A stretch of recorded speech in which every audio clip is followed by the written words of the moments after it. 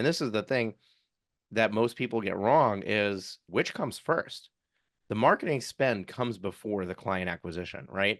Like if you don't get the phone to ring, you're not going to get the client. And this is something that most business owners do wrong, right? They do it backwards. They say, when I have the money, I'm going to increase the budget of how much I'm willing to spend.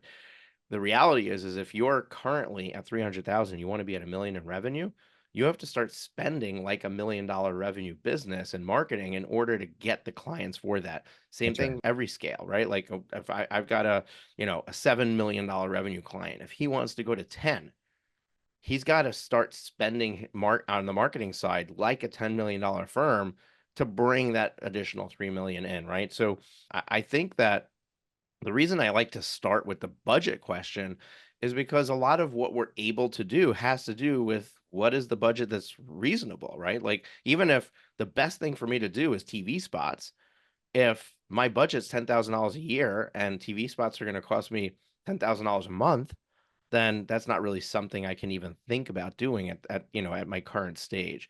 So I think that financial conversation is important. Since you didn't have a specific, target or percentage, I'll share mine. So a healthy business, and this depends, by the way, and if you're a personal injury firm, I know you're coming from the Morgan and Morgan background. Personal injury, estate planning, there are some businesses where you're able to have significant efficiencies in where you're able to profit off the labor of your staff at a higher level, and therefore it allows more money to be spent on the marketing side.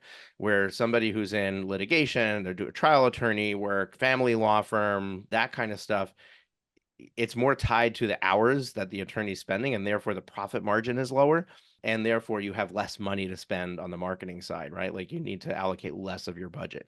But by and large, a law firm that's operating healthy should be in the 5 to 10% range of revenue on marketing. Now, if you're in growth mode, you can tweak it up to 15%. If you're a PI firm, you can go all the way up to 25%.